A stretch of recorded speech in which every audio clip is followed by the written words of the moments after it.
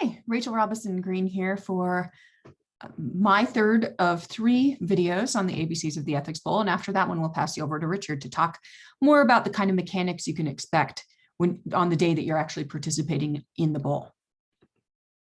So for my final video, I'm going to talk a little bit about preparing a team. I know that new coaches often have lots of questions about this. So the first question that a lot of coaches have is, when do the cases come out? And the answer is that they come out just after Labor Day. And the actual regional tournament date is going to vary from region to region. So you want to, in an earlier video, I said that it's a good idea to get to know your regional organizer. And one of the reasons for this is just so that you're very aware of when the tournament actually is and how long you have to prepare. Okay. I'll say, related to when the cases come out, this can be a little bit challenging to get practices up and going in the way that they're supposed to, because Labor Day is so close to the beginning of the semester, right? And students are still getting going, they're just getting used to their schedules and so forth. But I think it is pretty important to take the ball and run with it right out of the gate, because that's what the other teams will be doing. And if you don't, they might have a competitive advantage. That said, I think that sometimes, the cases coming out right at the beginning of the semester may intimidate potential new coaches, and they might say, well, I'll just try this again next year because I don't know if I can get it going this fast. If you take a few weeks to get it going, you're going to be all right. Maybe what you do is just double up the number of practices for a little while to get your team where it needs to be. So I wouldn't let that scare you away from starting a team that they come out so early. It's actually good that they come out early, because that optimizes the amount of time you have to prepare. One of the most common questions that I get asked about structuring practices is, how much time should we spend preparing? And there's no one answer to this, right? In the earlier video, I talked about how some teams have an actual class that's assigned, which may be a 3-class period a week class. And so they're spending at least 3 hours with one another every week, plus outside time. And so that can be really good. It's really going to depend on what your students are able to give and what you yourself are able to dedicate to this. I shoot for, well, I'll say in the past, I've tried to have 2 practices a week. I found that attendance is not always stellar when I try to do 2 practices a week. So often it's 1 longer practice a week. And that tends to work out pretty well. That said, when we do 1 practice a week, you'll have some no-shows. And so then students will go a whole week without having practiced, and there will be other teams that will have a competitive advantage if your attendance is shoddy. So you might just want to be thinking about the kinds of incentives you're bringing to the table to help students make this a priority in their schedules. So when I do 1 practice a week, that practice is usually about 3.5 hours long. Okay. So another question that coaches frequently have is, how should cases be assigned? You've got 15 cases, and recently we've increased that number at the national level to 17 cases. And so it is a lot of cases to prepare. So how might you assign them? Well, once upon a time in the early years of the Ethics Bowl, it was only one person could talk during the presentation. And so the way you'd set it up is that you'd give, if you had, there were 15 cases, if you had 5 students, you'd give each student 3 cases, or you'd give more cases to the experienced members of your team and maybe fewer cases to the less experienced members of the team, just to get them a little bit of practice before they're covering such a heavy load in the future. And so there's lots of different ways you can do that. But now we've changed the rules, and this has been a long time. This has actually been in place for quite some time now, that any member of the team can speak during presentation. So that means that you can assign a case to multiple, you can get all of the members of your team involved in any given case. And I'll say a little bit more about how I do that in one of the other bullet points here at the end. But what I frequently do is make somebody kind of the primary on a case. And this means that they're going to do most of the theory application, that they have a very strong understanding of the working parts of the case, and they're primarily responsible for it and for the rebuttal. I'll say more about that in a moment.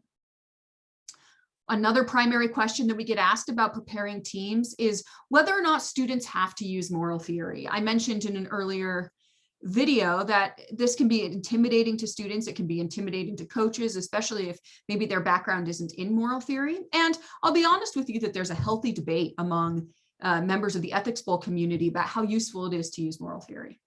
Some view it as sort of a, fallacious appeal to authority or something, that we're just appealing to what Kant would say in this or that case or something to a theorist.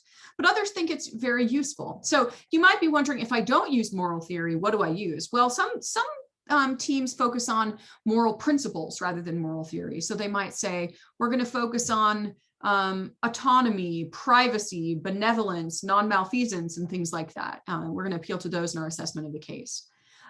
So one thing about the use of moral theory is that if you do choose to use it, and teams often sound fairly sophisticated that choose to use it, if I'm being honest, if you do choose to use it, you're on the hook for it.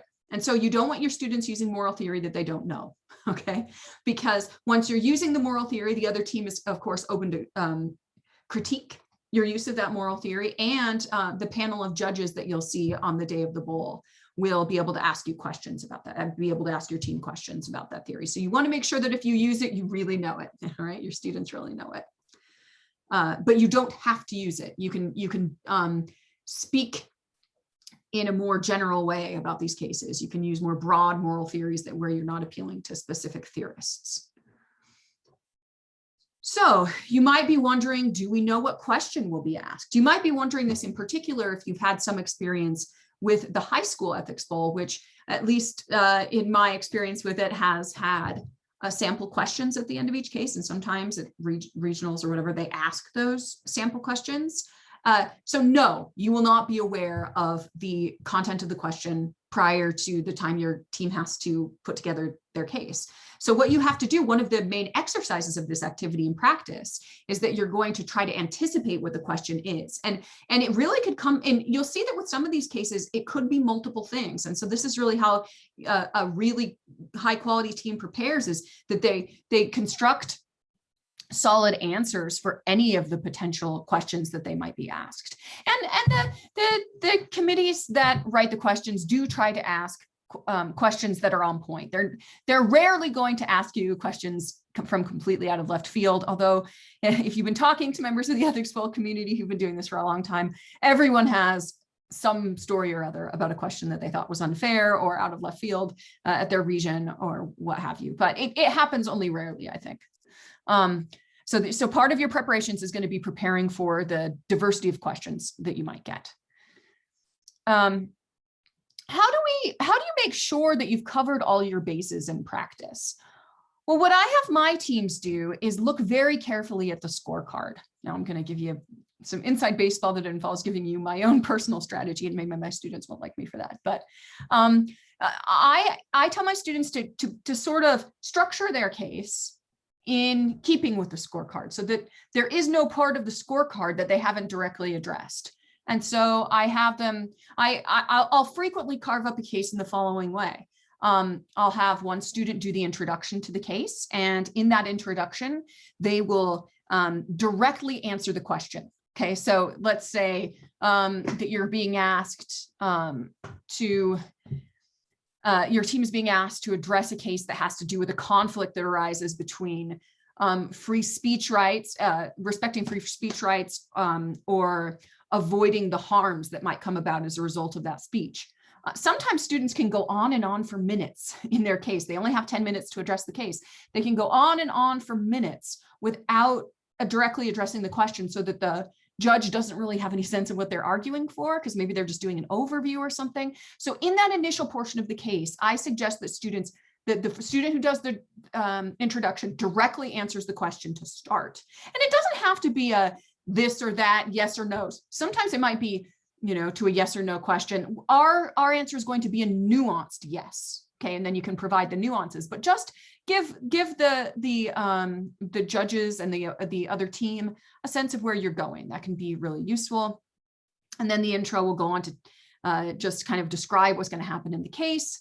Then I have a student next who will introduce, if we're going to use a moral theory, we'll introduce the moral theory and carefully explain it, because You shouldn't expect that the judges are philosophers. You shouldn't expect that the judges already know the moral theory. One of the great virtues, I think, of the Ethics Bowl is that when we recruit our field of judges, we're doing it from across the community, because ethics conversations about ethics are conversations that we shouldn't just be having with one another as ethicists, but also with members of the community who also have to make ethical decisions in their professions and their work lives and in their daily lives. And so those people have interesting and important perspectives to bring to our team, to ask them interesting questions. And if your team does a good job presenting the moral theory, it shouldn't be a problem, right? Again, that's part of that. If you present moral theory, you're on the hook for it. And part of the way in which you're on the hook for it is to present it well to judges who may not be familiar with it.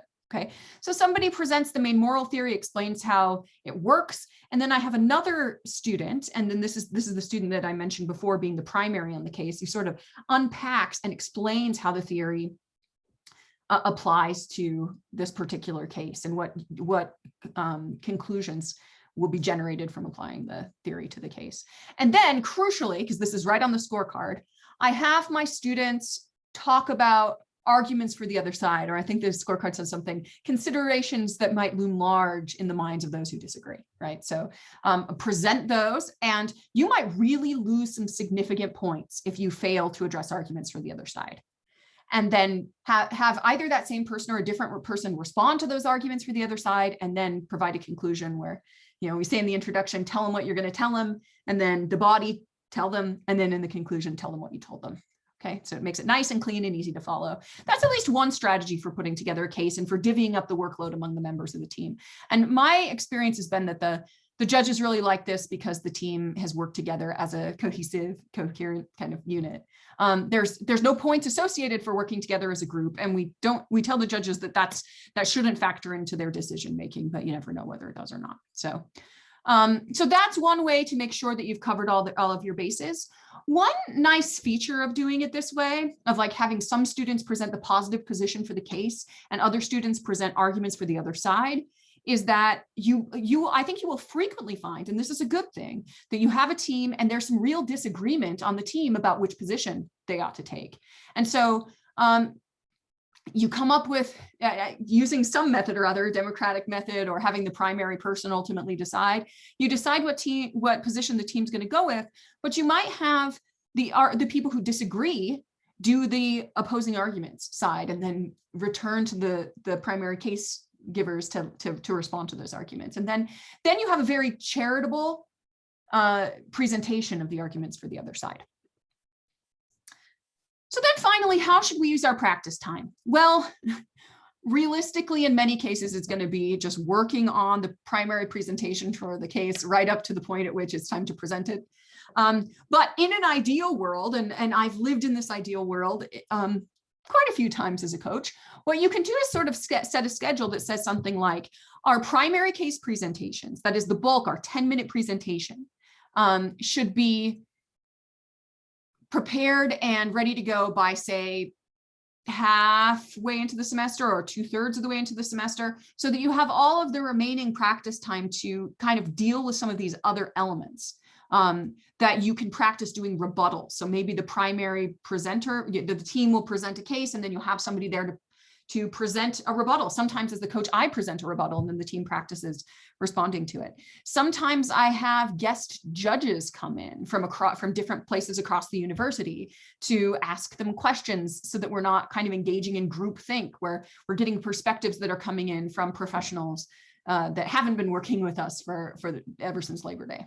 Okay, and so those can be very useful exercises in getting ready. And then ultimately, if you have a lot of time, you might even kind of get a panel of judges from your school, people who might be willing to listen to your students make their case, and then have them do a full case presentation or several full case presentations in front of these judges, and ask them to score and ask them to ask questions, and then hopefully at the end also provide some commentary to the students about how they can get better. So these are some ways, some strategies for preparing a team. I hope you found that useful. And the next 3 ABC videos will be discussions by Dr. Richard Green, who will talk a little bit more about what you can expect the day of, the basic structure of the whole thing and all that. All right, I hope this was helpful.